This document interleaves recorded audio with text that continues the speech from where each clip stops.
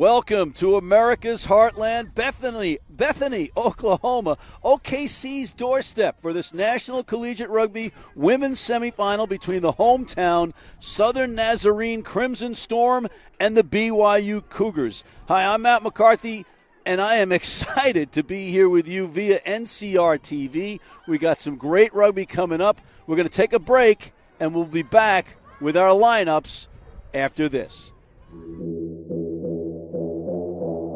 Consistency on three. 1, 2, 3.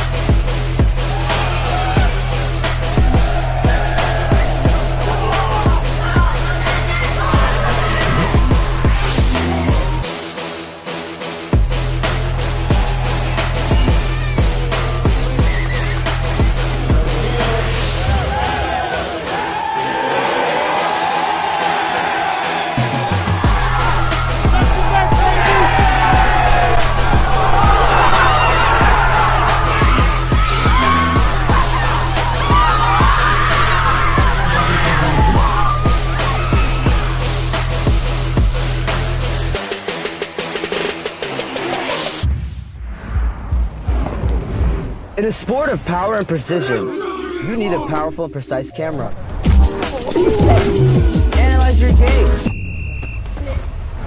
Build your team. Grow together. Ready, up.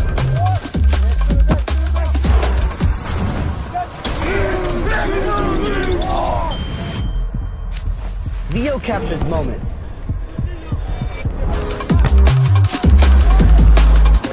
A powerful camera for a powerful sport. Rugby!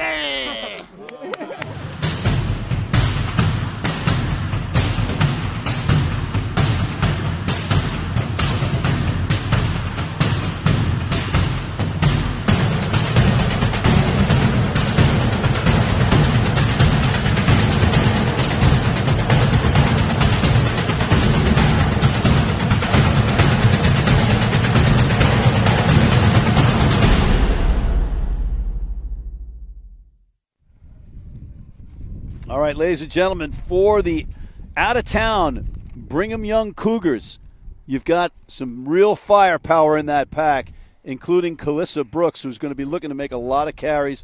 She's going to be one of the bigger players on the field. She's out of Saratoga Springs, Utah, but also the veterans in that lineup in the front, especially Hooker Ikatau out of Saratoga Springs, Utah as well. She's 5'6", and she can bring it. And then in that back line, you've got a lot of good players, including Avery Morgan, the vice captain, and she's going to be pairing off the number 7, Abigail Whitney, looking to make some plays in the field of play. Out of Provo, Utah is Abigail Whitney. But also, look in that back line, Alyssa Hine. She's coming back from an injury. She had a broken ankle, and she's just in her second match, but we're looking for some firepower out of her. And Dana Nuff is also a force in that middle of that back line. We're going to come back with the starting lineup for Nazarene after this. Ladies and gentlemen, welcome to the Southern Nazarene University. Consistency on three. 1, 2, 3.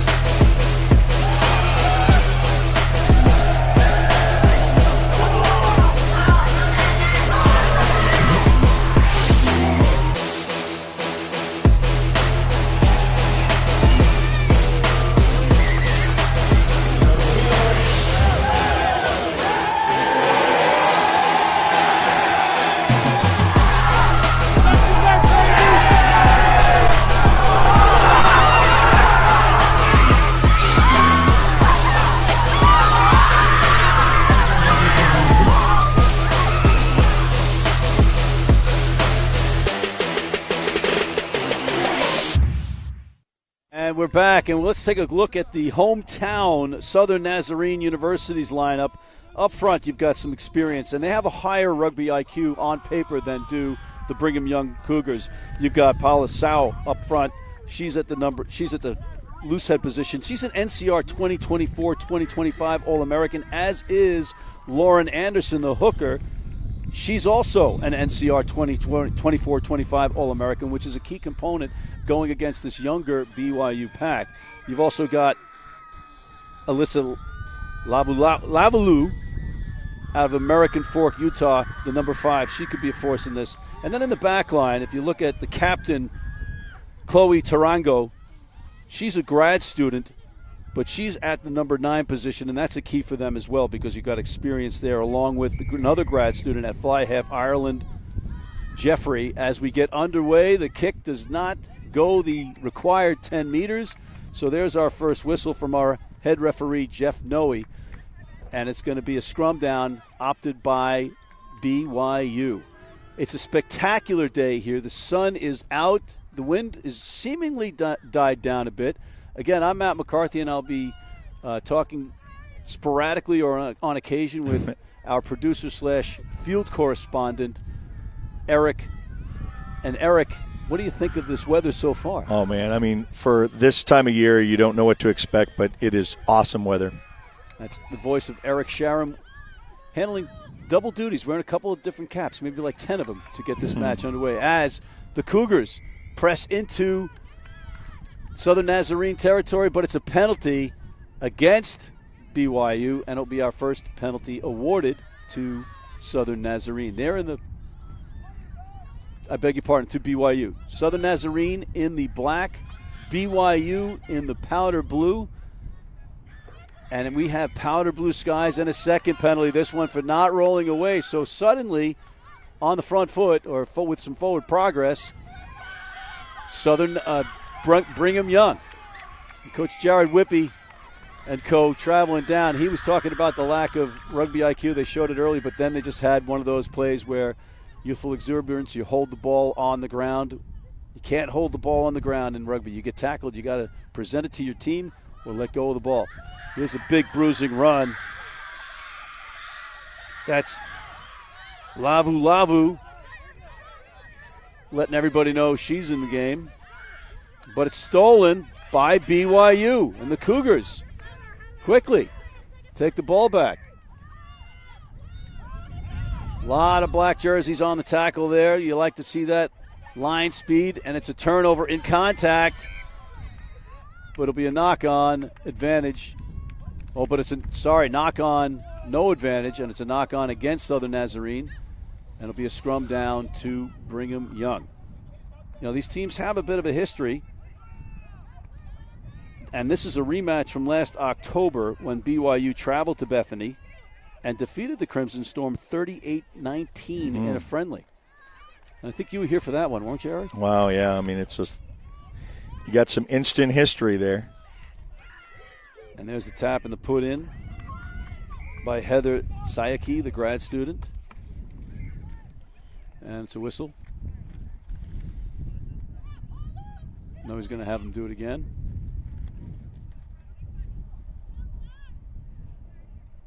Again, it's as though we just started shooting and the wind died down.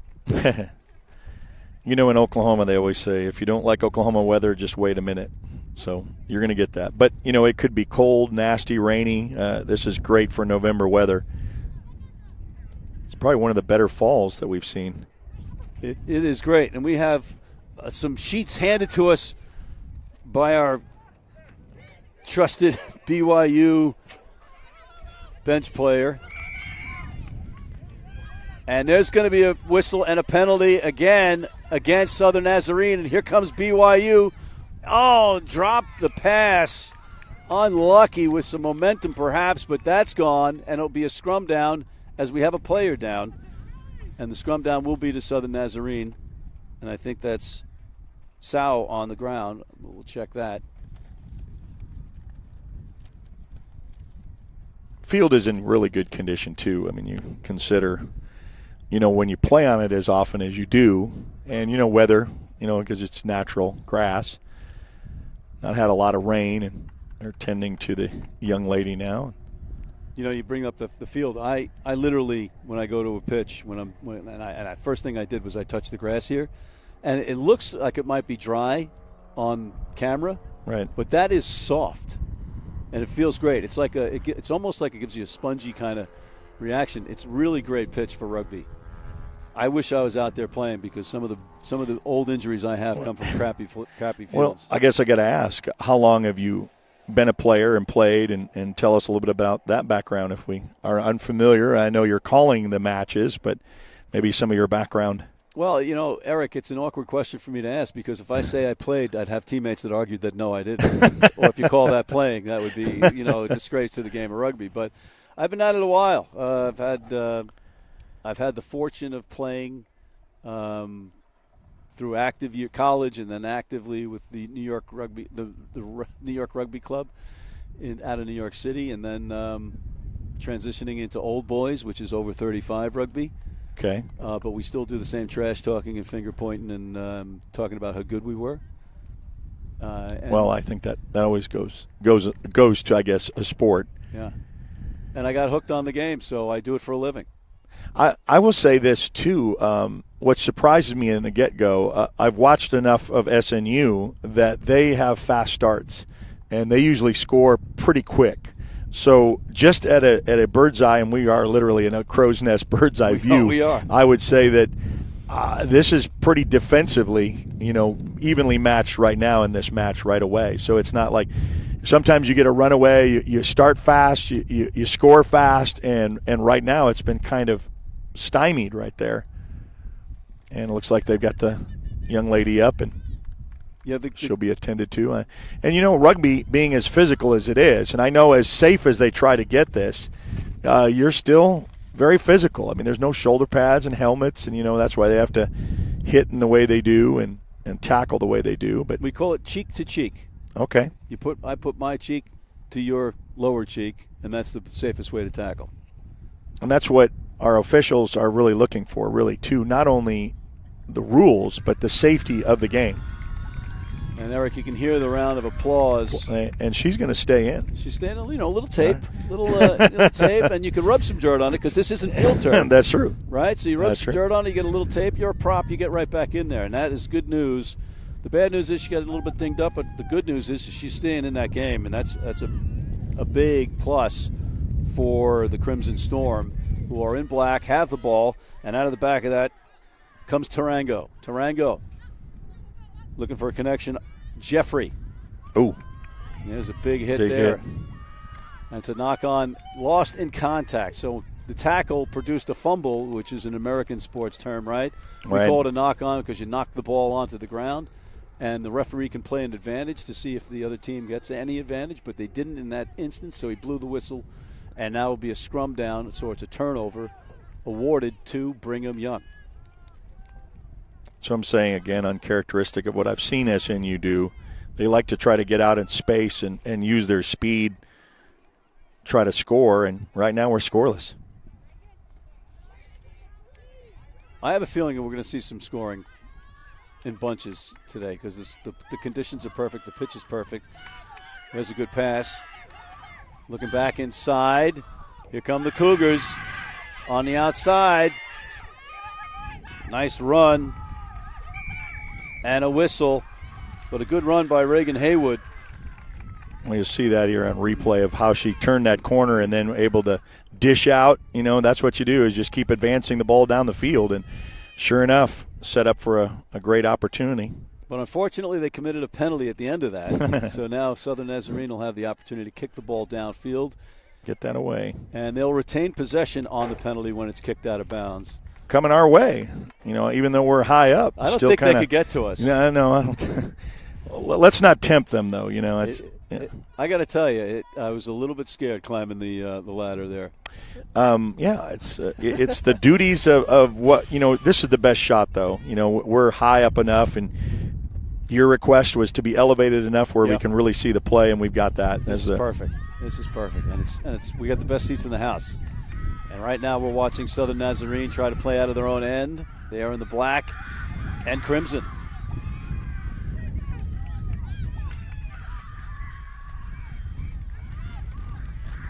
And you can hear the fans on the other side of the field going crazy.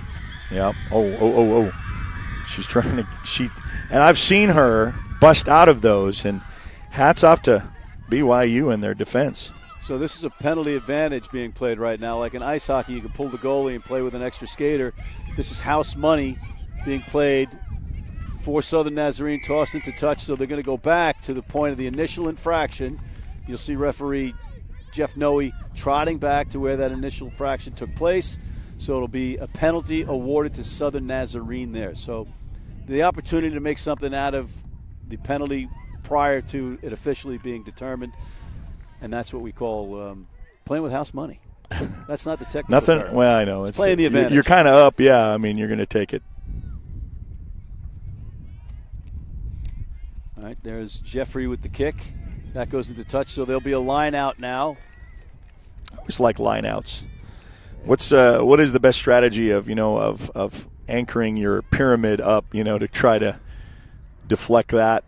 Well, the strategy behind all that. I would say on this level, you get your tallest player in the front row and lift them and try to time it with the other team's call. But there is a lot of strategy that goes into these calls. And the players that make the calls on where the ball is going to get thrown into, it's really an art. And that one's taken nicely by Southern Nazarene. Here comes the grad student, Lauren Anderson, with a big run. The hooker out of Columbia, Missouri.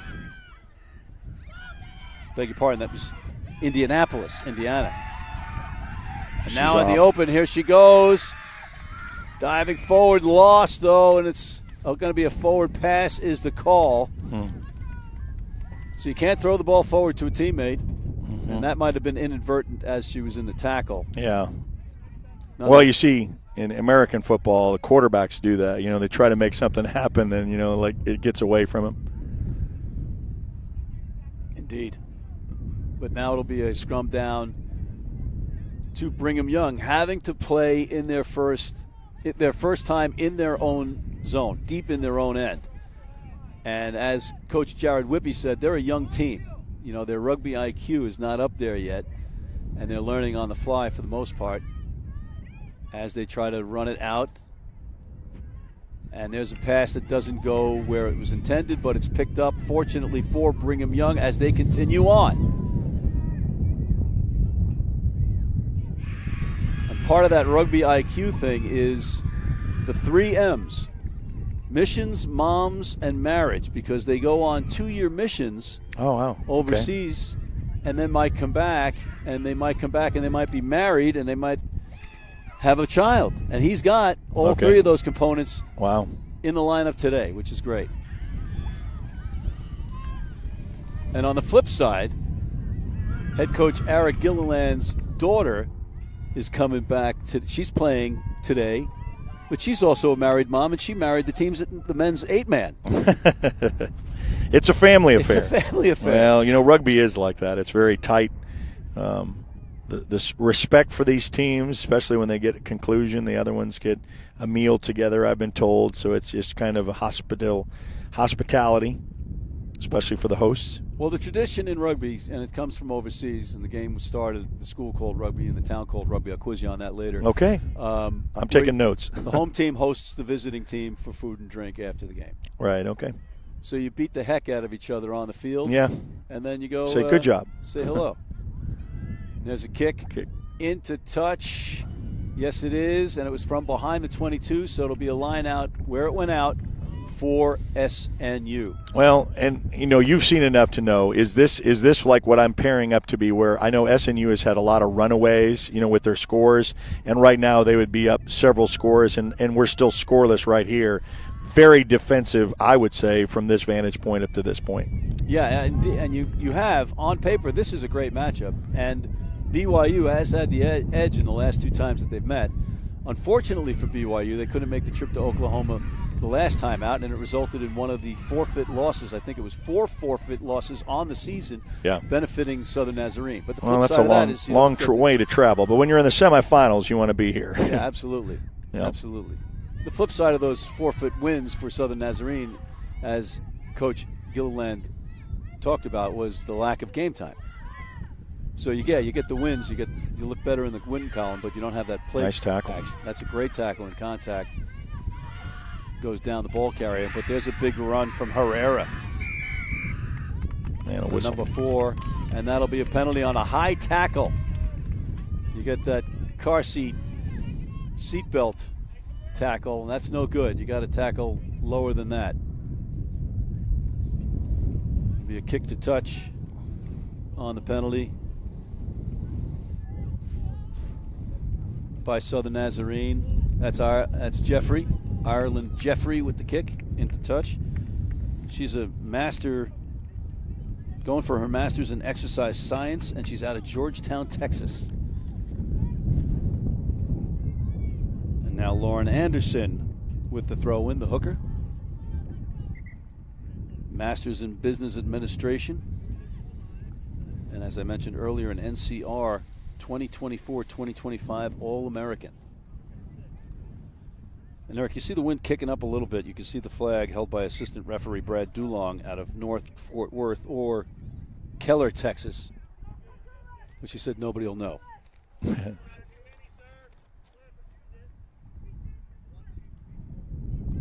Anderson adjusting the call on the line out, and we'll see if it works. It does perfectly. Not really any opposition.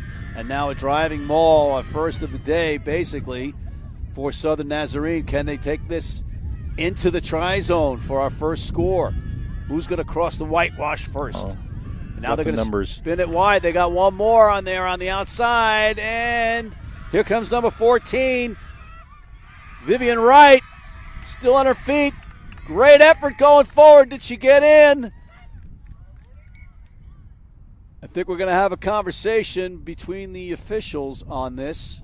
We'll see here this on replay of how close, but I mean her extra effort, just kind of keep the feet churning, just keeps aggressive, and then got right to where you needed to be. So ended from our vantage point, it's across the field. It's kind of hard for us to tell. Well, and according to everybody's body language on the pitch so far, that is a try. And I'm not sure if we got the number on that. No. The try score, but Southern Nazarene looks to have gotten the first score of the day.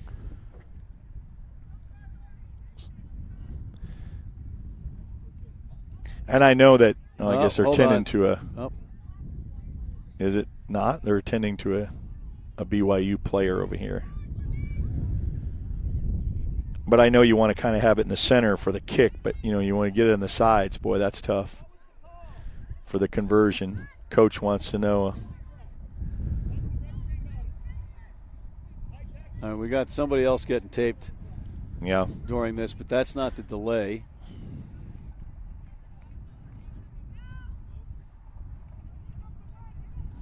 See Coach Gilliland there. So after the dust settled, it's a penalty, not a try, but it's a penalty awarded to Southern Nazarene. Going to take the score off the board then.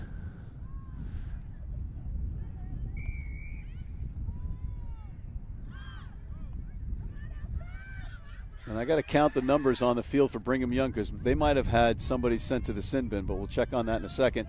As Southern Nazarene, nonetheless, tries to take advantage of this penalty. And they are getting closer and closer. There's the number 8, Ellie Jane Boulder, with a run. That's very physical. Good defense from Brigham Young. Yeah. I'd say a goal line stand, huh? Certainly here. Southern Nazarene needs to be patient. And they're trying to spin it out. Here comes number 13, Uatafe. And on the outside, a great pickup and a great score. And it looks like it's Jalen Isaacs. Jalen Isaacs gets our first score, and it's for Southern Nazarene, and you can hear the crowd. They're loving every minute of it. See that on replay right here where she kind of got on that edge, and then once she got that little pass, she was just wide open and able to go in there for the try. Great hands, Eric, to make that catch and to continue running because it is windy. It's dipping the ball a little bit. You're full speed. Great try. I almost lost my sheet. That would have been a disaster. Yeah. We do have a little bit of the Oklahoma wind to have to, because we're so high up, so it's. Just waiting for that because I'm Ron Burgundy. This is my teleprompter. As Riley Erickson will line up the kick. The number 6 blindside flanker out of Wadsworth, Indiana. That kick was long enough, but it just goes across the face of the posts. So we'll stay at 5-0, but that was a good kick. Yeah. And to me, if I'm Coach Jared Whippy of Brigham Young, I know they've got a weapon that can kick against me. Yeah. And, Oklahoma wind and these goalposts, of course, as skinny as they are, doesn't give you a lot of room. But I got to tell you, driving in, I see, the grass, but I also see the posts, and these are professional rugby posts, which is great on the college level to see that. All right, so the restart taken by Southern Nazarene.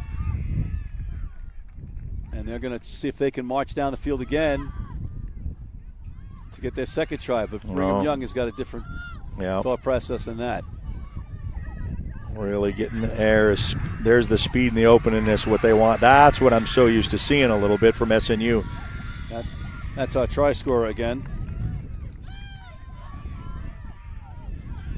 Isaacs. As the ball's lost, but it's retained. But it was indeed a knock on. So it'll be a turnover to Brigham Young. Well, they got out what they wanted. I noticed, if that's their strategy, and I think it's most, if you can get outside, just outside that edge, you got a lot of green grass there in front of you. Try to get away from that, the scrum of people, not to even use the advantage of that, but, there's just a lot of bodies in there. And so if you can get the speed off the edge, that helps. You also have the option of kicking the ball when you're running and either fielding it yourself or having a teammate field it, but the teammate has to have started behind you when you kick it. Otherwise, they'll be offside. But I think down on the pitch, the wind might be a little bit in the heads of the kickers or the would-be kickers in the ball-in-hand situations. And there's a kick back, fielded nicely by Jeffrey. Let's see if she's got a counterattack. A couple of side steps, gets the ball off, continues the play. Well done by the number 10. And that's tapped, but it goes backwards, says referee Noe. So no knock on. They can still play on. And play on they do. And there's a big run from the player that was down earlier, Sao, the nursing student. Who was able to nurse herself back off the pitch to get back in there and bruise some BYU Cougars. Boy, I love the aggressiveness of BYU. I mean, just very physical. There's Segovia with a carry. And that ball is hit, and it's knocked on. Now, you can't deliberately slap the ball away if you're on defense. And there was a hand that was stuck up there. That could have been a penalty, but no, says referee Noe. And he marks where the scrum down is going to be. And the put-in will be for Southern Nazarene.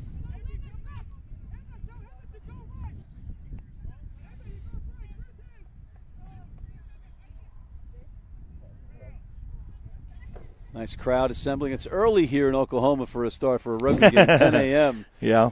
You were just coming in. I saw you like you were out late. Well, yeah, I had some other productions to do for high school football around this area, so we kind of keep busy. But what we do is we in our name, sports is our middle name, so we love what we do. Oh, you definitely covered that right there. I was accusing you of being out late. You turned it right to work. Well done, sir. All right. In the meantime, back down on the pitch. Tarango puts it in. Southern Nazarene off the back. The number 8 picks it up. Boulder. Not much room on that outside. Good defense closing off any of those gaps. And it's going to be a knock-on. No, I'm sorry. It's a penalty awarded to Southern Nazarene. And the penalty count is starting to pile up for BYU, and they are a young team, as we talked about earlier. So we'll see if that wears them down defensively, because they do have that youthful exuberance and that pressure coming up on defense. There's a kick at the touch, but we'll see if it weighs on them for the more senior, but not by much. Now, as far as strategy is concerned, I mean, I think that SNU, they're trying to show more offense, it seems. Do you think that BYU is just playing for that, of just trying to be more on the defensive side, or they're just not having the opportunities to get the ball as much? Well, talking to Coach Jared Whippy prior to the match, he says when we're inside our 40, we're going to kick it and chase it. But anytime we're within 60 meters, we want to ball in hand. We want to play ball in play. But that ball in play is no good. And I think it was a forward pass. I beg your pardon. It's going to be a line out to Brigham Young. Well, I know the fans will show it, but, BYU got a long way to travel, and SNU just woke up out of their own comfort of their own home. So home field advantage maybe has a little bit to do with it too. And there's the line out, and it's taken. I thought he was going to blow a whistle on a knock-on, but he was – and there's that whistle. Okay, so conversation with assistant referee Dulong, and it's a turnover in the line out. It was knocked forward by Brigham Young, so it'll be a scrum down to Nazarene. Southern Nazarene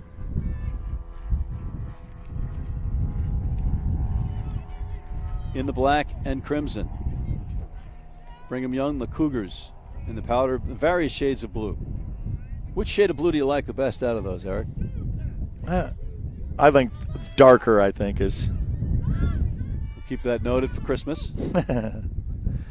So the Nazarene spinning it out wide. They got a player outside. Now it's one-on-one. Oh, a good strong run. Throwing that ball away as it was good tackle, taking it to touch. When you take the ball carrier out of bounds or into touch, then it's your ball in the throw-in. So good reward for good defense for Brigham Young.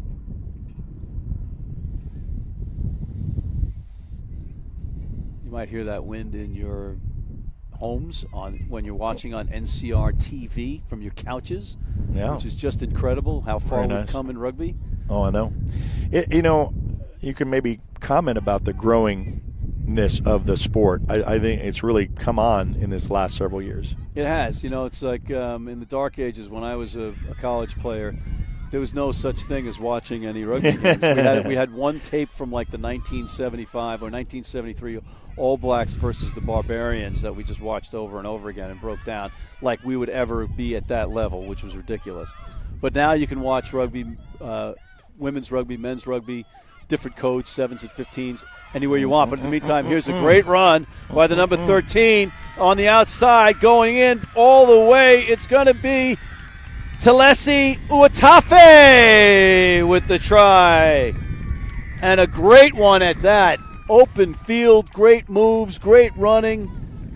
Well, and we'll get to see this on replay where she really puts on the jets. And then she does a nice little move right there, makes the defender miss, and then she's just off about 5 paces in front, and she just plants it right where it needs to be. Great run, and this is a better chance at a conversion for Erickson. But, man, what a play by the nursing student, the 3-time NCR All-American. Well, and that's kind of what I've used to seeing SNU like to do, as I mentioned earlier, trying to get outside with their speed off the edge. And, you got to get the numbers to be able to do that. But we were talking about the different codes of rugby, 7s and 15s, and, it's just so apropos that she is a Star 7s player. In fact, she's on leave from the Chula Vista training camp for the USA Women's 7s Combine. She came back because she's got a nursing exam and to play this game. And the kick is no good. I don't know. If the flag goes up, is that good? The flag did go up. I missed. Okay, the flag went up. So that makes the kick good. I'm sorry. Okay, no, that's all right. I mean, I blinked.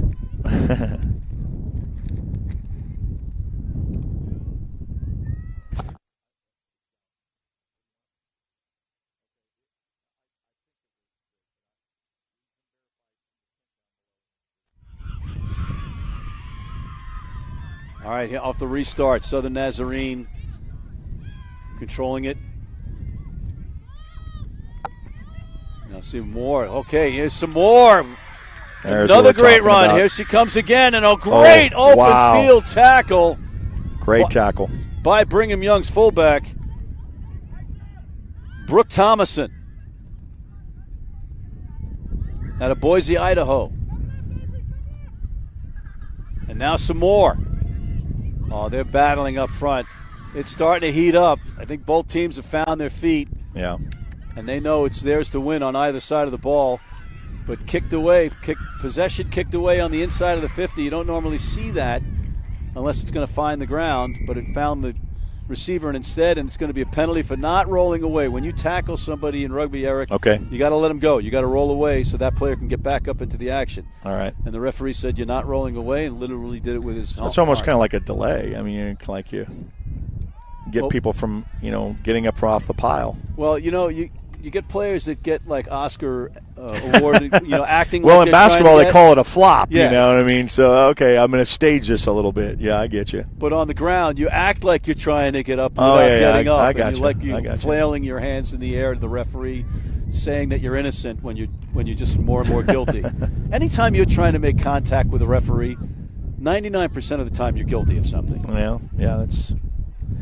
Well, in American football, you always throw your hands up like you're being held, so the same thing. Right. A little bit. Meantime, a sloppy pass does find a BYU player off the BYU line out, and they're fortunate for that. And now let's see if they have some offense. Maybe on the outside, one to beat. No, but taken to the ground wisely by Reagan Haywood. Not getting tackled at the touch, so the team retains possession, and now another phase. They live for another phase. Oh, and there's a big run, but it's lost in contact again on a great tackle. And that looks like it was the hooker, Lauren Anderson, just pummeling the ball carrier. I think that was Lucille Taylor. There's a whistle. A little player again, a little bit. Yeah. And it's as physical as this sport is. And I mean, and you're constantly on the move. Offensively and defensively. I mean, she got a little bit something to the chin, I guess. Maybe a little bit of blood, maybe. Yeah, so this is one of the instances of two instances that you can come back in the game. You can get a blood sub, so if she gets the blood attended to, she can go back in. Oh, not in college. I beg your pardon. I think, sorry about that. You're out. And there's no injury. There's no head injury assessment or a concussion assessment. That's another form that you can return in rugby, but not on the college level. So I don't think she can come back as a blood sub, although I'm not 100% sure. So the winner will advance to the finals, and I guess that's the first part of December, correct? That is correct. The exciting. Showdown of who they will play, of the winner on the other side of the bracket? As of now, no. But you know what? It's an exciting time of year. Yes. On the NCR calendar, and there's a advantage being played. It's going to be an offside. No, I beg your pardon, not an offside, but it's a penalty being played by awarded to Southern Nazarene. Got good field placement here. If they can try to get off the edge again. Yeah, and there's the kick by Jeffrey. And the flag of assistant referee Dulong goes up.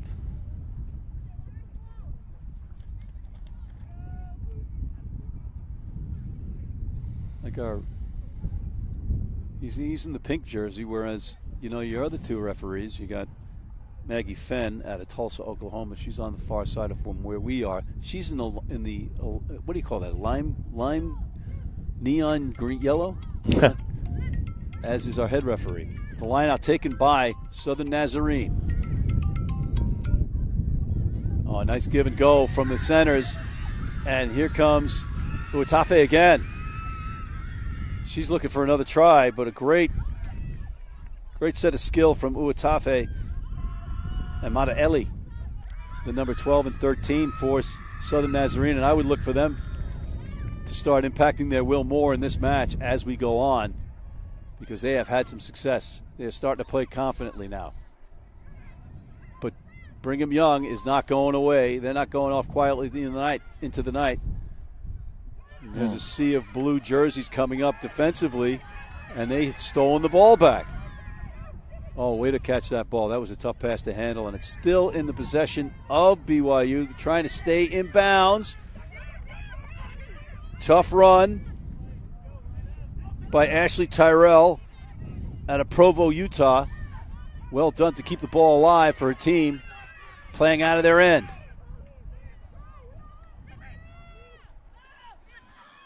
Now, trying to find a crack in that Southern Nazarene line of defense, but the Crimson Storm are all over, but now they're a little too aggressive, and it's going to be a penalty to Brigham Young. And they choose to go the quick tap and go and not kick it. I'm not sure if that's a product of the wind or the field placement, but usually you'd kick that ball into touch and get the line out back. But instead they play the ball out and they get rewarded with another penalty. And the player yelling at the referee, no, so he's going to walk off an extra 10 meters. Don't yell at the referee. Not especially if you're yelling at a referee out of Columbia, Missouri, which is Jeff Noe. Right, now we have a player. Another one physically being attended to. All right, we did have that blood sub, so number 4 is back in for the Cougars, Calissa Brooks. So good for her, and we now know definitively that you can have a blood sub in college. All right. And it makes sense because, and on the other side, they don't have the concussion protocol or the HIA, head injury assessment protocol, because they just don't have the resources on the college level. For most colleges. Anyway, so for all of them, and I'm sure I'm going to get crushed on Reddit for saying this, but that's my job. BYU, again, not kicking the ball into touch, taking the quick tap instead. Kind of like that. Having the confidence to spin the ball, and here they go. Oh, nice pitch. And flanker, number 6 on the outside, Ashley Tyrell. She's been all over. And there's a nice run by Lucille Taylor. Sayaki pulling it out of the base there, passing it into the hands of Abigail Whitney, the captain. Out of Provo, Utah. And now Brigham Young, just when you thought maybe it's going to go all Southern Nazarene, now they are pressing and they're looking for their first try as another player's down. That looks like number 15, Brooke Thomason. She might have gotten winded there. She's back up on her feet, though. That's good news. And trying, for the try zone, a leap of faith, just short, about 5 meters out. Here come the Cougars. And they are clawing toward that try line. You got to like the fight in both teams. They are just slugging it out. And now the Cougars just knocking on the door. These are where the big bodies, just collide. One immovable force versus the next. But now spinning on the outside. And now they're playing the advantage. There's a penalty against Southern Nazarene. So this is a free play for Brigham Young. You got numbers on the outside if they want to just suddenly spin it wide, maybe with a kick. But nope, there's a whistle. And it'll be advantage. And they take the quick tap. That's Reina Elvira, the sophomore out of Provo, with a brazen tap and go. And another whistle. And it looks like it's a turnover. SNU applause over there from the... Yeah, it might be a turnover for SNU, but there's going to be a consultation between Noe and Dulong. What do you think they're talking about here? I'm not sure. I think there's going to be a card, yes. Looks like there's going to be a card issued to Southern Nazarene. And is it a penalty try? We'll find out that in a second. So a little bit of disbelief on the part of the Crimson Storm. as they have a player trotting off to the sin bin, and it's not a penalty try. So that's the good news for Southern Nazarene fans. But the bad news is their team is down a player. Yeah. And this could be a big, big moment in this match as it plays out if BYU can capitalize and perhaps get more.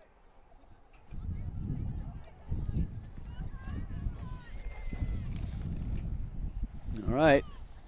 A little bit of consultation on exactly what the strategy is going to be as Avery Morgan takes it, spins it, and right away into the tri-zone. Ashley Tyrell out of Provo, Utah. Wow. She has had some series in the last 10 minutes of action. Good to see this here on replay as they lined up. And like you said, they kind of got together as far as what they knew in the pitch out. And then when you did that, it was just in for the score rather quickly. No contest. And I thought Southern Nazarene might have had another defender on that part of the field to go short side rather and make them try to spin it wide and have less players out wide because of maybe the wind and just having to connect. But they didn't, and BYU took advantage of that short side overmatch. And now we got a south sider, left-handed kicker, Avery Morgan, and she has no problem with the win. What a kick that is. And that's 7 total points for BYU now. Well, I guess you wouldn't want anything more than what you have for a semifinal is to have it tightly matched like this. All right. And, now Southern Nazarene has to fend off that 10-minute sin bin penalty. The sin bin I've not heard that called that, so it's really interesting. I'll use that. Oh, it's the sin bin. Yeah, okay. It's the sin bin. It's rugby's penalty box. Penalty box, yeah. Because I don't think they name it in hockey, right? It's just the penalty box. It's just the penalty box, yeah. It got creative, right? We'll give it to rugby. I like the sin bin. Oh, yeah. Sin bin's one of the cooler things. Well, unless you're on the other side of it where you got one less player. No, yeah, absolutely. Well taken by Brigham Young on the restart. They are back, and they are playing with some momentum, the old Mo. But just as a commentator's curse, I start talking about their momentum, they throw it into touch, and it'll be a line out and an opportunity now for Southern Nazarene. And also a line out like this kills some time. Yeah. And the clock ticks on that yellow card, that sin bin call. And Anderson not in any rush to get this ball in. Yeah, because we don't have a clock on the screen, but got to be getting close. There's Tarango looking on the outside. She's got Mataeli, the number 12, pre-physical therapy major out of Hawaii. And she and Uatafe are a force at those centers positions, but it's going to be a penalty now. Again, this is a great situation for Southern Nazarene as they're down a player. You got another player on the knee. And this is where you wonder, Eric, is that player on the knee taking him in? Or is it killing some clock? Yeah, well, there's some strategy on that. That's the other thing is, too, other sports can't prove, whether or not, what you're doing. But right. And the referee has the has to determine whether to stop the clock or not. Right. There's a kick into touch. So now Southern Nazarene further down into Brigham Young territory. They're playing with 14 players. Brigham Young with that try getting back into the match. They have the player advantage here. But it's been Southern Nazarene after the score to have the ball the most. And that's what you want to do when you're killing a penalty. Ball's up, not straight. Right, you got to throw that ball straight down that tunnel, that wedding party meets an NBA inbound pass tunnel. Sure. And now it'll be a free kick awarded to Southern Nazarene. What's the strategy here? How do they want to kick this? I think they're going to just tap it and pass it. Yeah. Yep, there you go. Oh, smashing run. Wow, what a run. I think that was Del Hoyo. Can't tell from this vantage point, a little far away right now, but wow. What a run. but it's a forward pass at the end of it. So all for naught. Now BYU has the opportunity to play the ball out of their end, relieve some pressure, and they haven't kicked it much out of this position today, so I'm wondering what they'll do. And it looks like the wind is now at their backs. So if you got somebody that can boot the ball downfield, specifically you can come down here on the left-hand side, BYU's left-hand side, because Southern Nazarene is down a player, and it looks like the number 11 for Southern Nazarene is playing up close. That's Jalen Isaacs, the try scorer for Southern Nazarene. But they choose to go short side and just keep it conservative. And they still have possession. Now they got a little bit more run. Oh, great run from BYU. Now they have a little bit more clearance to kick it downfield. Somebody can just get it out. But I'm looking at BYU's offensive line, and they are just kind of flat and tight. There's a kick. It does take a hop, but it's a one-hopper right into the hands of the Crimson Storm. Here comes BYU up flat on defense. Anderson taking a couple of blue jerseys with her to the ground. Setting the platform for Tarango. They're going short side. Oh! If those passes are on the money and the receiver could catch it in full speed, that could be a try, but instead the pass went behind. And keep in mind, Southern Nazarene is playing into a stiff wind, but don't tell that to Lauren Anderson. Lauren Anderson taking on all comers. Big bruising run. She's having a great game. Jeffrey spins it. Here's try scorer, an explosive Uatafe. But it looks like Brigham Young might have gotten the ball back, and they stolen, did. Yeah. And they've got that advantage, and it's just a knock-on. Oh, frustration. You got to make that play. Yeah. Well, they had the great steal in there. I mean, it was a great opportunity as the ball was down low. And Reagan 2 Haywood. minutes is what they're saying now, so a 2-minute warning. All right, we got a 2-minute warning, and we're not sure how much time is left on that yellow card.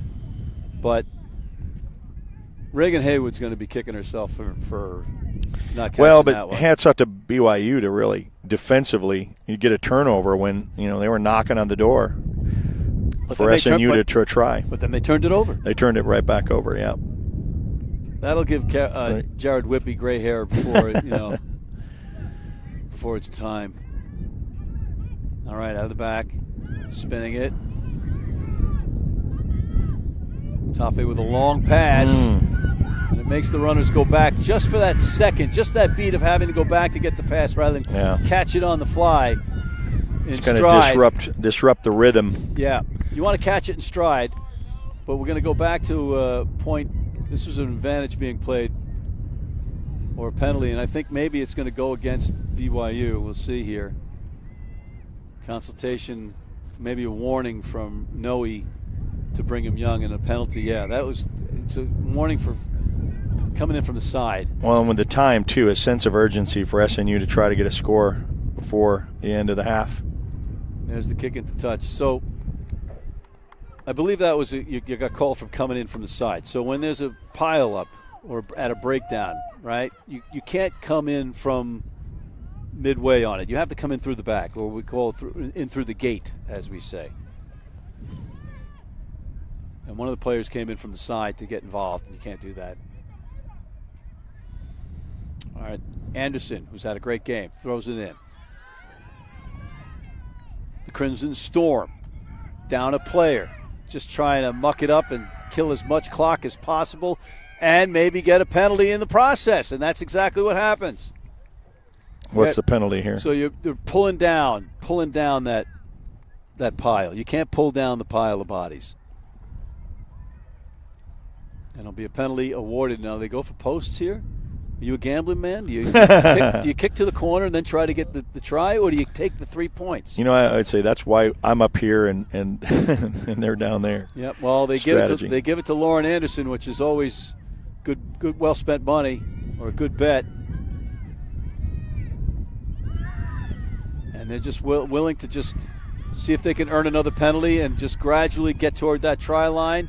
If they could score a try here before the half ticks down, specifically down a player, that would be a huge moment for Southern Nazarene. Brigham Young, though, turns it over. Yes, it is turned over again. Wow. And that's going to do it. That's the end of our first half, Eric, and what a half it was. I believe it's 12-7 in favor of the hometown Southern Nazarene Crimson Storm, but the BYU Cougars with a valiant stance and some great fortitude coming back in this match. Well, and when you're 2 versus 3 and you got a tight match like this, and I don't know, in a lot of sports they always say it's the nature of two halves, because what you saw in the first half, both teams are going to adjust. They're going to kind of make their strategies, and now it's a little cat and mouse with coaching about what they want to have presented. Exactly. And you know what? We got plenty ahead, but right now let's take a break on NCR TV from Bethany, Oklahoma. Matt and Eric will be back.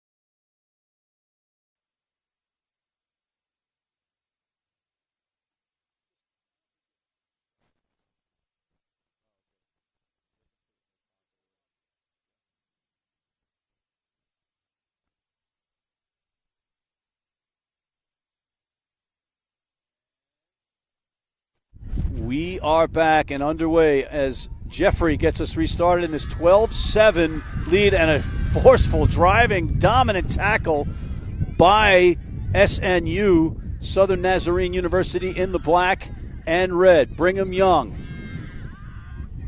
the Cougars, in the blue. And they're playing it out of their own end, and they're still up a player with about a minute or so left in that penalty to Southern Nazarene. It's Riley Erickson, who is still in the sin bin, itching to come back as the kick goes into touch. And it'll be a line out. Erickson, the number 6, also handles kicking duties, so playing without her was a big deal for Southern Nazarene. And Brigham Young capitalized immediately upon that red card to get back in this match, and they have the ball.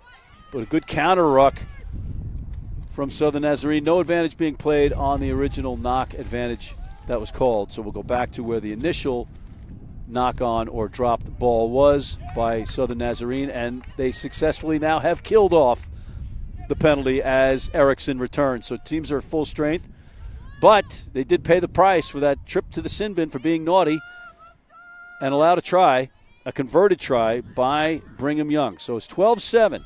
Southern Nazarene, Matt McCarthy and Eric Sharam from Bethany on the doorsteps of Oklahoma City for this NCR semifinal on NCR TV. Exciting to be here as well. It's a beautiful day here in Oklahoma.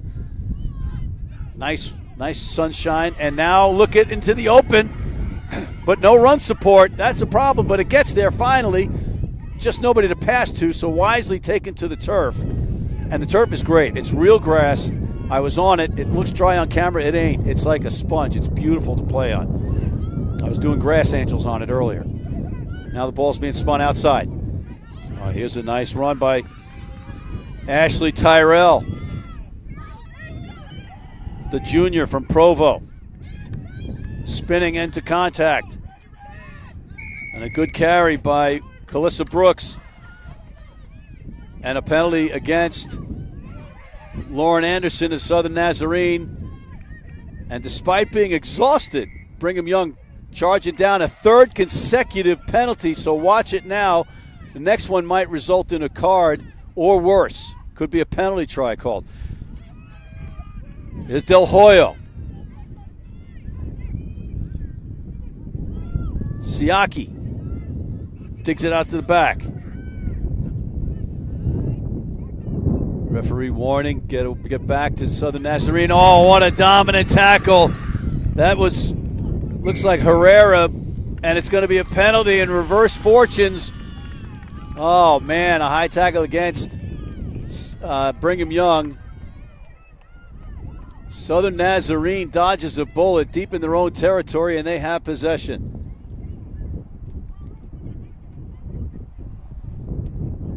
Ireland Jeffrey kicks it into touch, and that's a good kick. Wind is at SNU's back. And Eric, SNU, I saw it, I was driving in, I'm like, oh, SNU. And then I thought, what's SNU? Yeah, well, that's what, if you ask Siri, that's what she calls it. When I say I want to go to SNU football stadium, she goes, directions to SNU. And I have to ask you again, what's SNU? Well, it's not. It's Southern Nazarene University. It's kind of like, it's not really that, but I'm going to beat this bad joke into the ground. Okay. What's SNU? Oh, what's SNU with you? Okay, I got it. I'm sorry. Come on, Eric. A little slow. Saturday morning. All right, Saturday. Come on, got to be on. It's NCR TV. And what a move by Ireland, by Jeffrey. Ireland Jeffrey in the open. Can anybody catch her? It's just a matter of if she has the gas and the speed, and she's got both, and she's got a try to boot. What a try for SNU right out of the gate in the second half. Wow.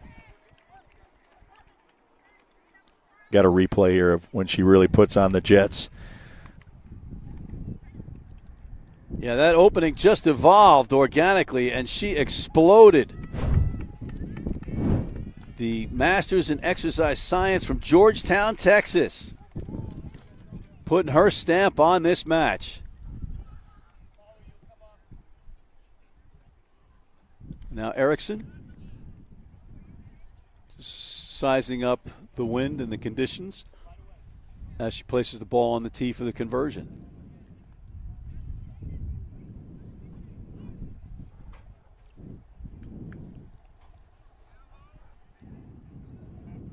And, you know, kicking a rugby ball is no easy task. I can't even get this ball, like, over the uprights or over the crossbar, rather. But she does, and easily does it. And I'm envious because that's a great skill. Well done. And now BYU trails SNU 19-7. And we might have some subs coming on. Yeah, it looks like number 17 coming on. That might be a blood sub. We'll check on that in a second. 17, Vaeno Tonga. Lasieli Vaeno Tonga, the elementary education major out of Bountiful, Utah, comes in. We'll check on that. It looks like number 5 came out. Elsa Lavu out of American Fork, Utah. She's had a good day at the office, so don't think it's a blood sub. And the restart takes a bounce. You don't see that too often, but here's into the hands of Lauren Anderson, who's been exacting her will in this match. Up, and there's a backwards. It was not caught. It wasn't fielded cleanly, but it was not knocked on forward. It was knocked on backwards, so play on, and rightfully so, says referee Noe. Oh, that was good hands to keep that ball in play, and that might be a high tackle. But the knock-on advantage is being played to Brigham Young. No call on the tackle. No advantage gained so far. Brigham Young. They need to get some points in a hurry to get back into this. They're trailing 19-7 after having the momentum, but now it's swung back. The pendulum is swung back to Southern Nazarene. Oh, there's a battle in the tackle, and it will be a penalty awarded to Brigham Young, going back to the spot. And he's got his hand in his pocket. Just wondering if anything's coming out of that. Nope. It's going to be a conversation.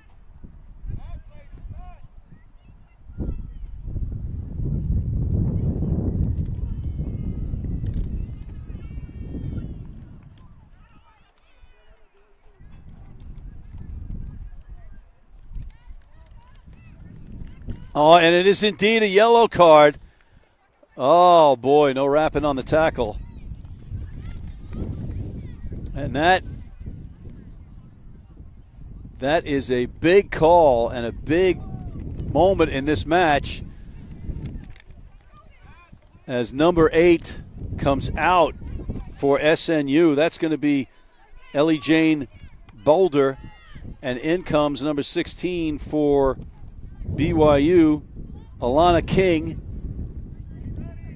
as Lavinia Iketal comes off at hooker for BYU. So now BYU with their second player advantage of the day, and let's see if they can take advantage of it like they took advantage of the first one. Rambling run by the Cougars deeper into Southern Nazarene territory, and more so. Look at this run. What a run from number 4.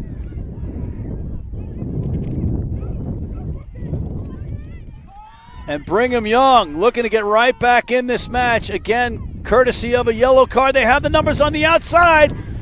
Chooses to stay the course, number 15, Brooke Thomason.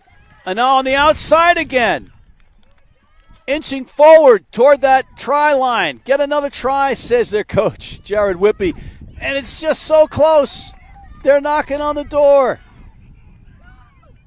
Going back inside. There's a Southern Nazarene player down on the pitch, so that leaves them with 13 defending right now. Getting it wide, there's numbers. Oh, and look at this. There's a second try of the day by Ashley Tyrell out of Provo, Utah for the brace. That's 2 tries in rugby, folks. Tyrell takes advantage of the player advantage to get BYU right back in it again, Eric. That's why it's a semifinal. Yeah, no kidding. Your best of the best with 2-on-3, and you're seeing it. Anytime a Southern Nazarene player is being attended to,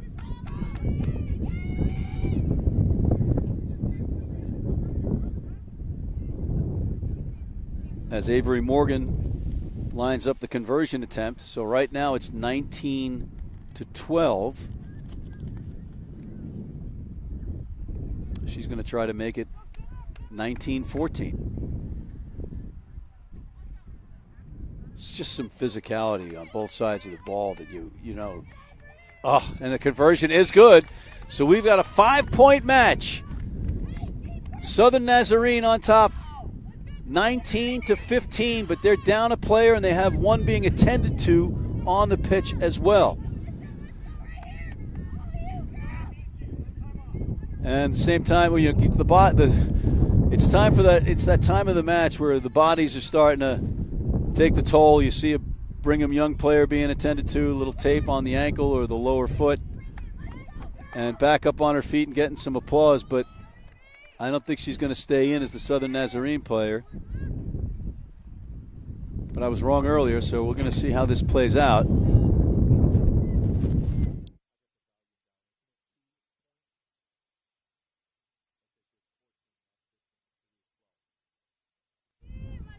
Yeah, I want to correct myself from earlier. It's 19-14, not 19-15. It's a 5-point margin. All right, number 7's back on their feet that's Whitney. Abigail Whitney is back in the lineup, but still coming off and not coming back. Looks like the scrum half for SNU, Chloe Tarango, the captain, reluctantly leaving the pitch, the grad student, master's in business administration out of Purcell, Oklahoma, and she has had one heck of a game. So we're hoping she's okay. She looks to be okay. She's chatting on the sideline. Maybe just a little foggy. But it looked like it was something that she couldn't come back from right now. In the meantime, her teammate, Ireland Jeffrey, gets us started again. So we've got a 5-point match in this semifinal, and there's a penalty to SNU. Not releasing is the call. You got to let go of if you got the ball carrier tackled, you got to let go of the ball carrier. If you got the ball on the ground, you got to let go of that. So that's not releasing. And here's Ireland Jeffrey again to kick into touch. Driver team closer to the try line and perhaps a score as they nurse a 1-player disadvantage. Wow, this has been a game of spurts. Some big plays, some physicality, some surprises, all that you'd want in an NCR semifinal. And it's all right in front of you on NCR TV. Very exciting. All right, here's the line out. The throw in, taken by Southern Nazarene. Lauren Anderson trying to push that pile. Let's get some help. And there, slipping in. The number 4 almost gets it in there. That was Anissa Herrera. Almost stunned everybody. They're just trying to inch closer. Eat up some of that yardage. Oh, a good tackle, a good strong tackle. That's legal. And it's spilled in contact, and now Brigham Young has it. Just back and forth. Big hits, big runs. Brigham Young trying to get it out of their own end. But it looks like it's stolen back by Southern Nazarene. It has been. Some good moves by Vivienne Wright in traffic. Jeffrey taken to the ground. Good tackle from Elsa Lavu. And now Brigham Young on their heels. Oh, and it's lost. The pass is dropped by Olivia Johnson. And she's going to have to forget that one and move on in a hurry because they are down a player. But what an opportunity squandered by the shorthanded Crimson Storm. BYU with the scrum down.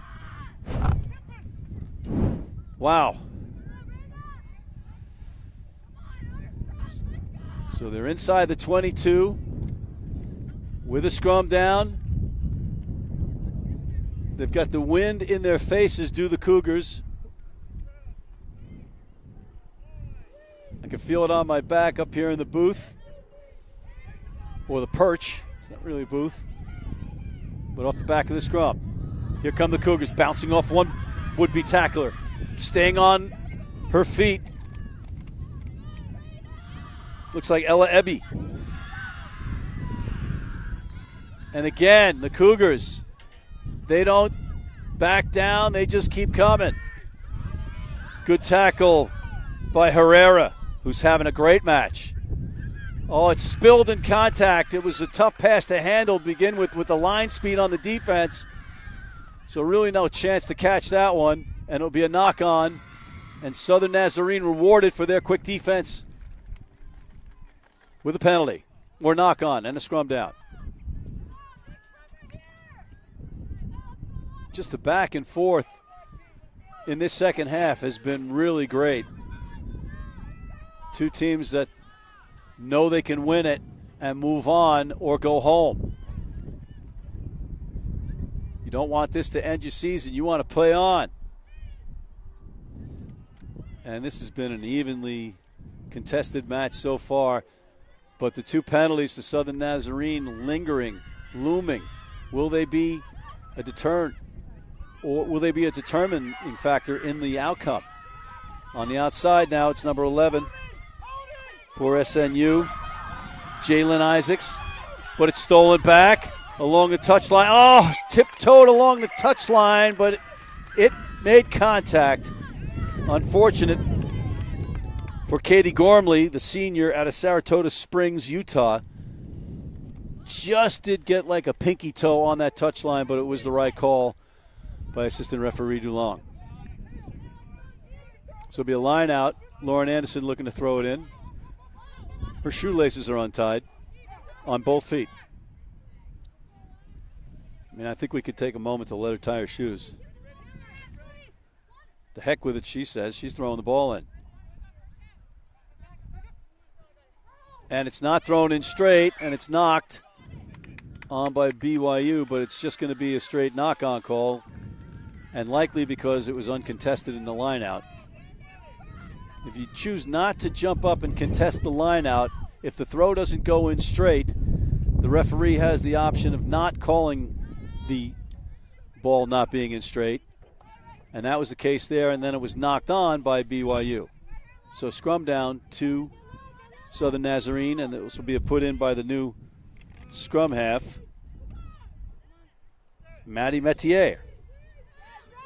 That's M-E-T-I-E-R. We can go Metier or Metier.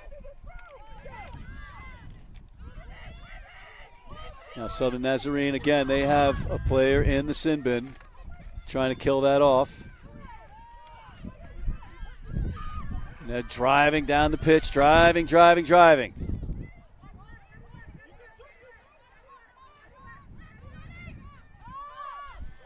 Lauren Anderson, oh, nice offload, and into the open. Here comes number 6.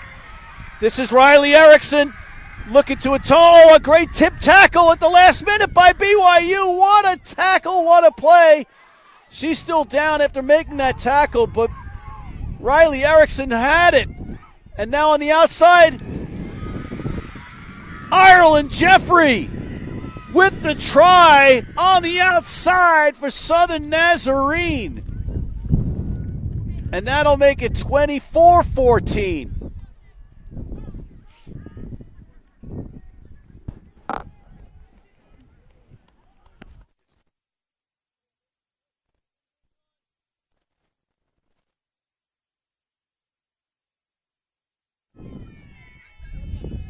What a try that was. While they await the return of Ellie Jane Boulder, who's out. All right, so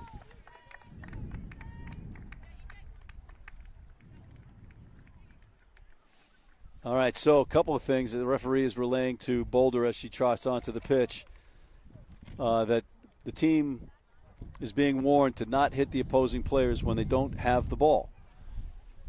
But, good news on top of good news. They score a try shorthanded, and as Erickson lines up the kick, in trots from the sin bin, Boulder. So they get a try and they get a player back. And now they have a 10-point lead, and they're looking to pad that to 12.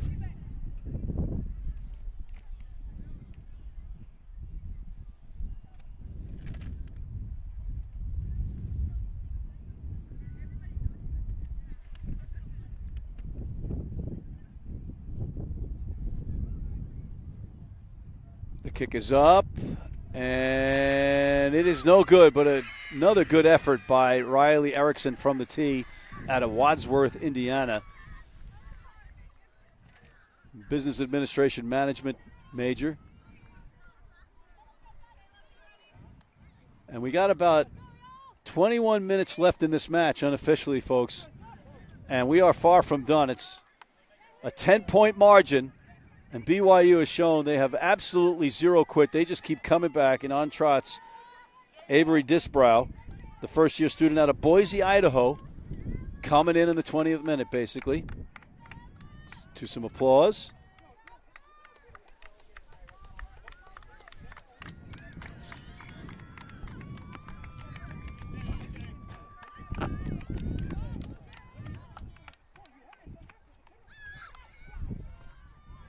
All right, spinning in the tackle is SNU, but they hold on the restart, and they are holding on to a 10-point lead with about 20 minutes left in this match. We're in our final quarter of this semifinal.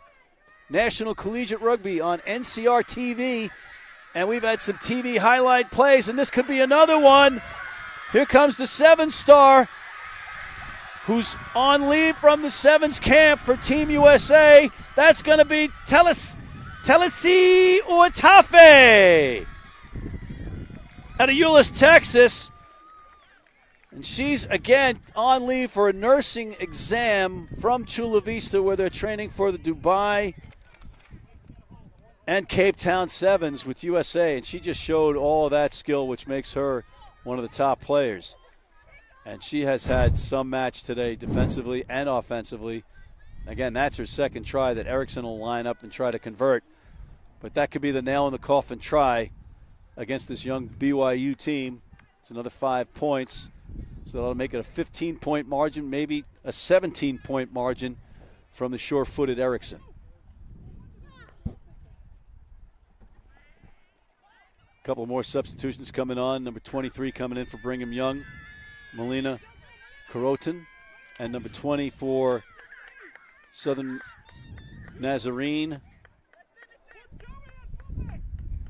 number 20, Linda Shavira. And the kick is up, and the kick is good, as you can hear from the crowd, because this is a home team, hometown match. And we got another Herrera limping off, and she's had a player of the match performance today. Hope she's okay. Looks like a bit of an ankle injury, but she came off under her own volition, so that's always a good sign. Two great feelings when you win in rugby and you come off the field in under your own volition. And if you don't know what volition means out there, college students, hit the books. This is a college match after all. And we'll say that volition is the sesquipedalian word of the day. Looks like it might be the side of the foot for Herrera, but what a match she has had. What a warrior for the Crimson Storm. And now, with the restart, and SNU with the ball and a sizable lead. But again, don't tell that to BYU. That was some tackle by the Cougars. And now it's just players, showing what they can do. There's number 18 with a big run. Lenny Fakavama. And there's Kayla Bartley. Southern Nazarene playing it out of their own end and playing themselves into another playoff match. Go from a semifinal to a final. What a win this will be. Jeffrey puts it up, fielded cleanly by substitute for Brigham Young, Emily Peterson, the sophomore out of Saratoga Springs, Utah. Right into the fray. You like to get, if you're a winger or a back, you want to get those first kicks out of the way. You don't want to wait 10, 15 minutes to receive a kick or a pass, especially when you're coming off the bench. But a nice move, and look at the one-handed offload. Great play, advantage on a knock-on being played, though, by Nazarene. The ball was lost by the Brigham Young carrier. Good tackle from BYU. And there's the whistle, so no advantage gained on the knock-on. It'll be a scrum down to Southern Nazarene. So, Eric, what's your assessment of what you've seen today so far? Well, it's a slow start, with both of them, kind of feeling each other out defensively. But, SNU trying to get out on that edge, what we saw. But I think, very tight, what you want to see in a semifinal. Exactly. And, you were spot on. Both teams feeling each other out, maybe not trying to try not to make a mistake rather than try to do something aggressively. And then both teams started to get that confidence that either one of them could play against the other. And despite the 2 yellow cards to Southern Nazarene, they have a deserved lead in this one as the ball is put in by Metier. Oh, nice decision to keep the ball, but Uatafe will not be happy with herself for knocking that on after she made the right move and faked out the defender. Just lost control of it at the last second. But she's got to be in the player of the match consideration today. There are a lot of people on this field that could be player of the match, but right now it's number 13 for SNU that stands out. Lauren Anderson of SNU, Herrera, Erickson.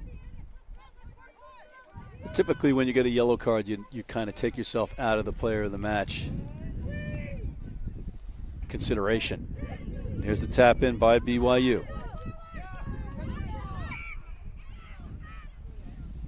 Heather Siaki is the scrum half. She'll do it again. You can tell you've had a good day at the office when your jersey has grass stains. And for the starters and even some of the replacements, grass stains galore, which is a lost thing in rugby with all this field turf. That's my old man rant of the match.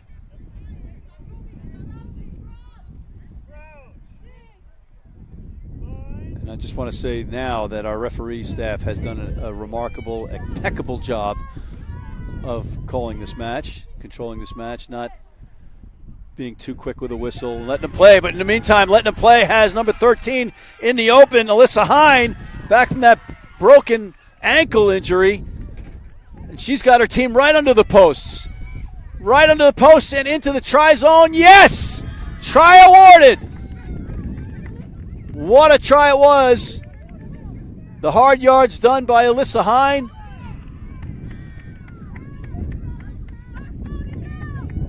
And a great try for BYU. Don't tell them they're out of it. They're not looking at the score clock. Try to get you the number on that try score in a second.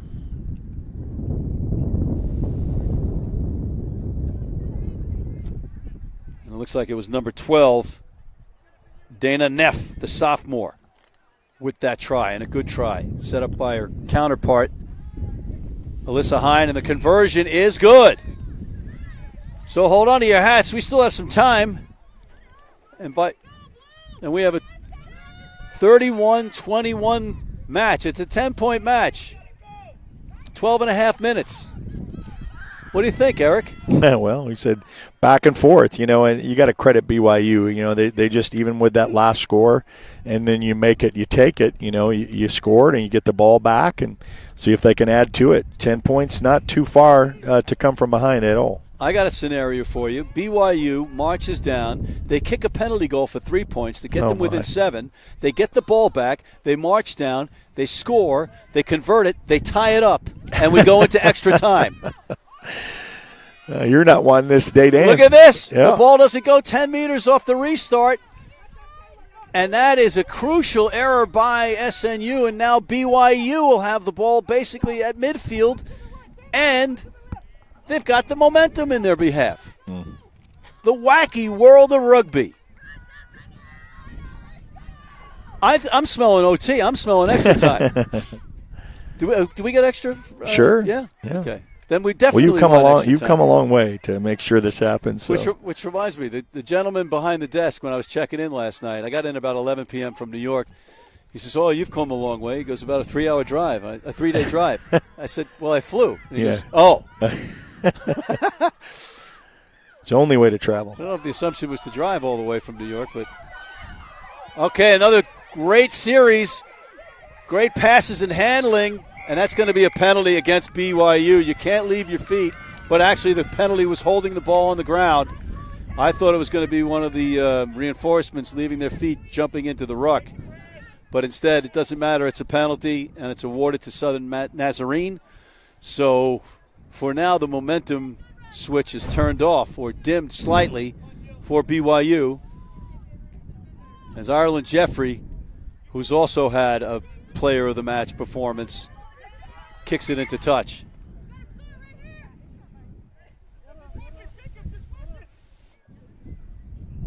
We got a time off because the referee wants a player to wipe the blood of another player off of her. Okay. Safety first. It's just one of those things. Yeah. It's rugby. Yeah. It's rugby. Is that where you say rub a little dirt in it? Yeah, you rub a little dirt on it. You get back in there, but or you don't leave. Right. And there's no coming back in the game, so you don't want to go out because it's not like football where there's constant substitutions, offense and defense. Everybody's aim is to play 80 minutes, and when you are subbed out, you're out. So out of the starting 15, you have 8 subs on the bench. But now Southern Nazarene with the ball. It's knocked down, but it's still in their possession because it was knocked backwards. But now it's an advantage to BYU because they get the ball back. Can they take advantage of it? Down by 10. Obstruction is the call against BYU. You can't cut back behind your teammate if you're carrying the ball, and that's whether it was inadvertent or not, it doesn't matter. It's a penalty awarded to Southern Nazarene. So you can't do it like a pick in basketball. You can't use a player as a blocker for you or even as a pick, as I said. So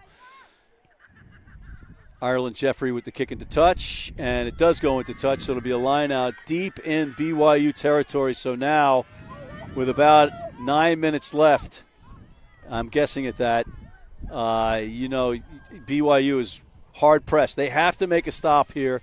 They have to go down and get a score, whether it be the 3 points or the try, because they need 10.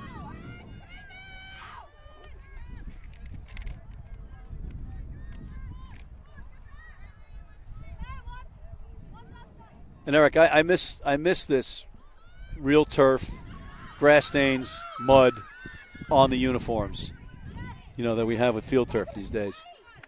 And I understand it facilitates a lot of things, but, Yeah. Come on. Old school. Play on the grass. And there's a penalty awarded to BYU.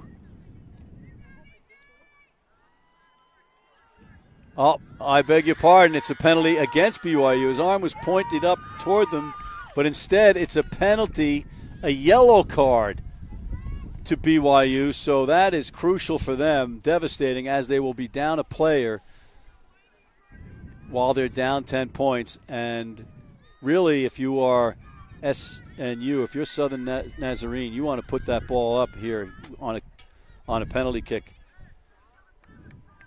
to make it a 13-point lead. And that's number 16 coming off for the Cougars going into the sin bin. That's Alana King, the first-year student out of Saratoga Springs, the prop. So it's also a front row player, which also hurts you more. You know, a lot of people put all the value on the back line in a rugby match, but it's really the front three that are really crucial to your team's success in both phases, offensively and defensively. Is Erickson again. That dramatic lining up. I like that style of lining up that conversion. It works for her.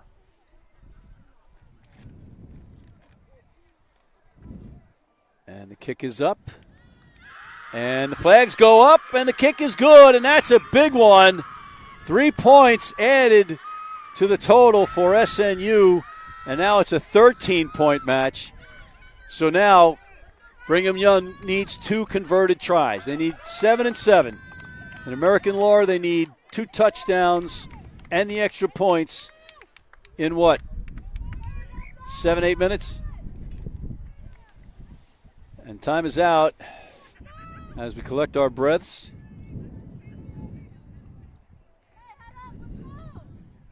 I didn't know what to expect coming down here for this match, and I got to tell you, it has been really great. Yeah, it's been what you would expect, I guess, again, the way the matchups are. All right, that could – oh, there's a knock on the restart, on the kickoff, dropped kickoff. So it'll be a scrum down to BYU, and they just have another opportunity to get back in this, even down a person. That's what SNU has kind of done the whole game, is let BYU just keep hanging around. And you can see the coaches nervously walking along the sideline, and right down in front of us is the head coach of what looks to be a finalist in Eric Gilliland, whose daughter is on the team. And she's got a daughter, and she married the 8-man from the team, of the men's team. Just one story after the next. Keeping rugby in the family then, huh? Couple of whistles, and now we're going to perhaps have another card, and this is to the opposing 16. So if your number is 16, it's unlucky today, because now trotting off is the number 16, Kayla Bartley, out of Long Beach, California. So now the teams are at even strength at 14. So Brigham Young again has a chance.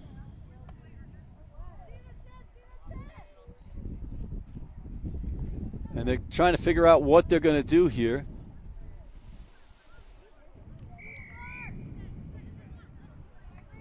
And here we go. Brigham Young bursting forward. Calissa Brooks out of Saratoga Springs, Utah, the number 4. As they continue, but it's stolen in the pass by Southern Nazarene. Another dagger to the hearts of the Cougars. And now on the outside with numbers, but it shuts down quickly as Isaacs cuts back in. Good defense, and the ball is stolen, but no, it might be played on the ground. We'll see what the referees say here.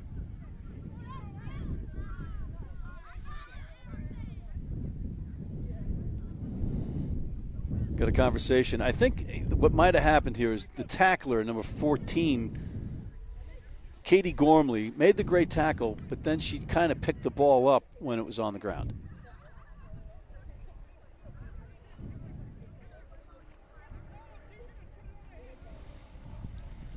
I'm listening to the referees. You can't hear them, but I can.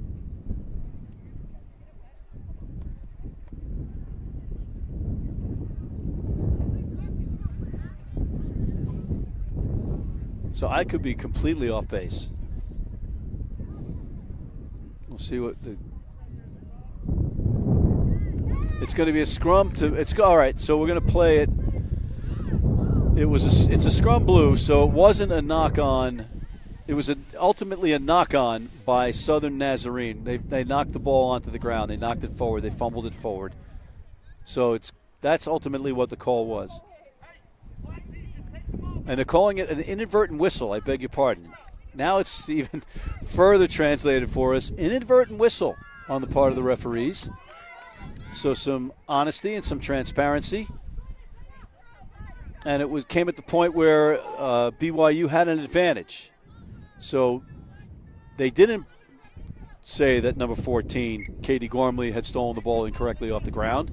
Instead, that it was a knock-on and the advantage should have been played for BYU. So nonetheless, after all of it, the dust settles and BYU has the ball and an opportunity. It goes out the back of the scrum.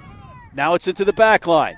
Up on defense quickly is SNU, but it's lost on the tackle, and it's a knock-on. Great tackle from SNU, creates the turnover, and another death blow for BYU.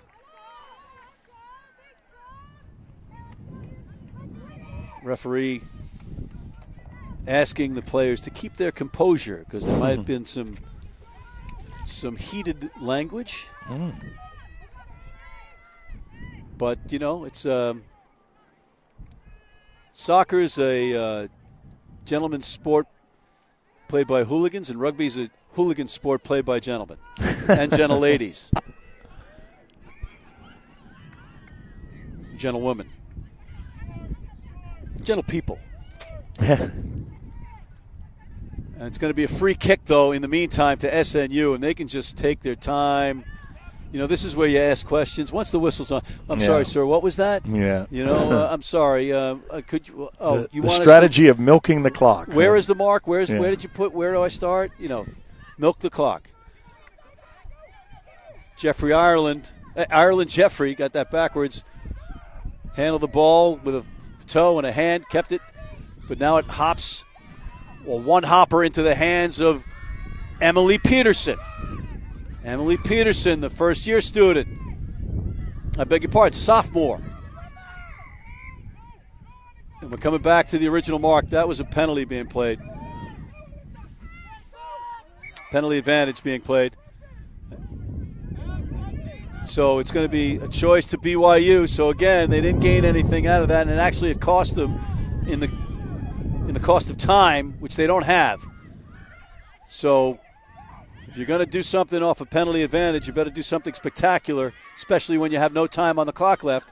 And now they have to desperately get into the try zone, convert the try, and get the ball back.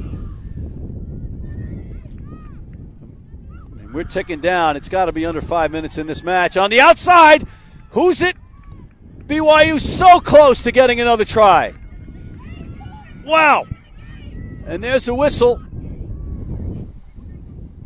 Oh, and it's time is off. Conversation with Maggie Fenn.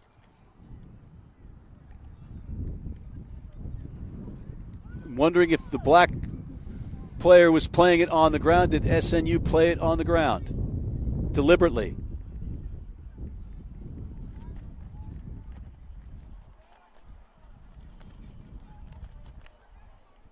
Yellow card is going to Southern Nazarene for deliberately playing the ball on the ground.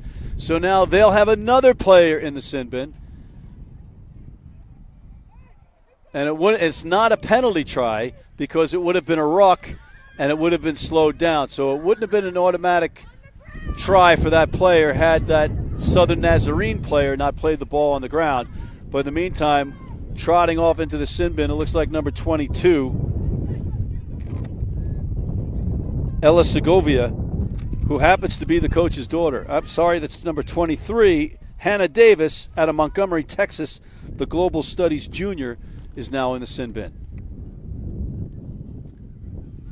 So the coach doesn't have to yell at his daughter right now.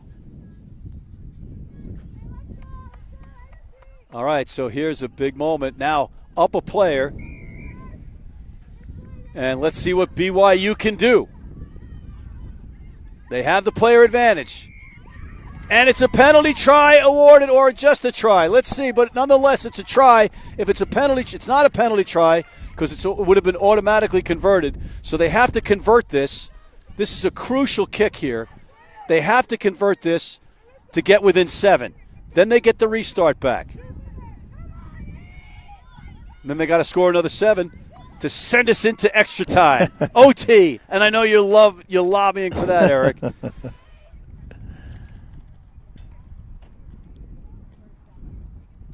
This is a huge kick, not just in this match, but in the season for both teams. Who's going to go to the final? Avery Morgan from the left side, the left foot. The ball goes up, the flags goes up. The kick is good, everything's good. Flags are good, kicks are good. 7-point game. Who'da thunk? BYU just keeps making believers out of non-believers. Amazing comeback. Just a 7-point margin, and penalty cards have killed Southern Nazarene in this match. The discipline is something they're going to have to figure out, either team, if they go forward next week or in the final.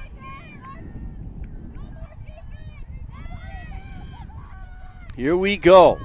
And the last restart didn't go 10 meters. Let's see if this one does. But this is Ireland.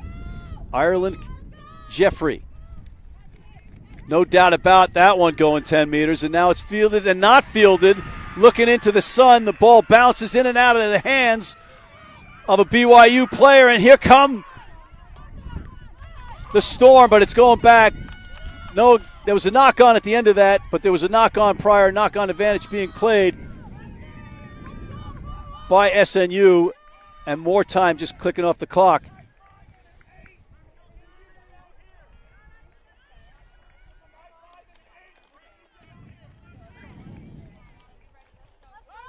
So we're going to have a scrum down to SNU.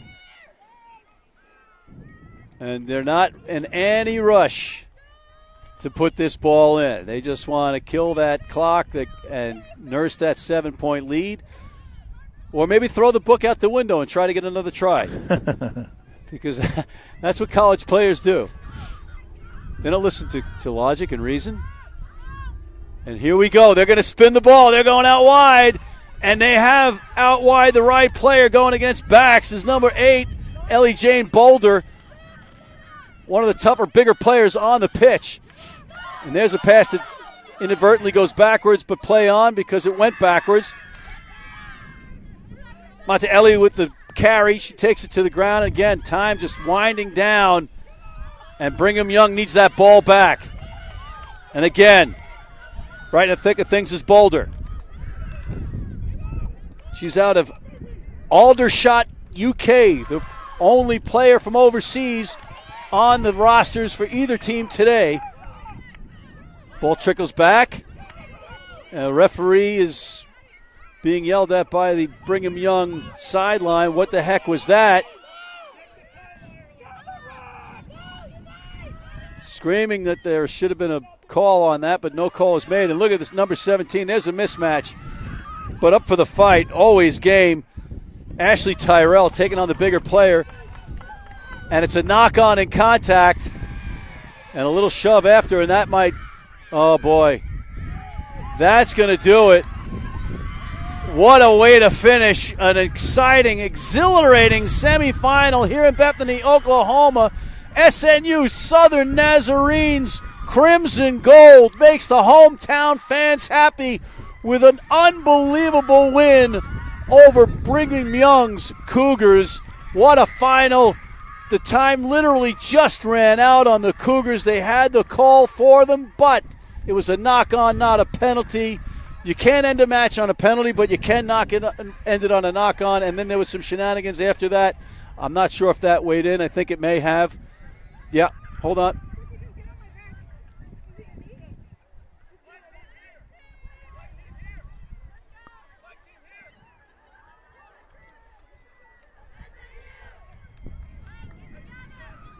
Okay, so if I'm getting this straight, listening in on the conversation, full time was the knock-on or the fumble forward, which would have given the advantage to BYU. But that extra shove in the back by the BYU player of a Southern Nazarene player, the referee said, okay, that nullifies that, game over. Okay. And I think that's the right call. I mean, he's probably Yeah. going to get some heat for that.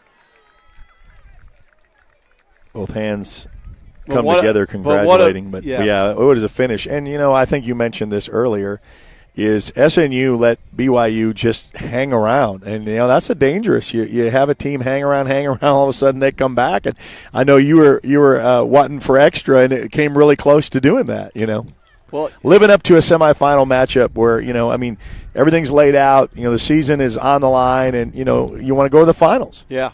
Yeah, and again, it's unfortunate that a season ends on a disciplinary action. Yeah. But it's by the law, and the referee there, he's still explaining on the sideline right now, or in the middle of the pitch, he's explaining it to people.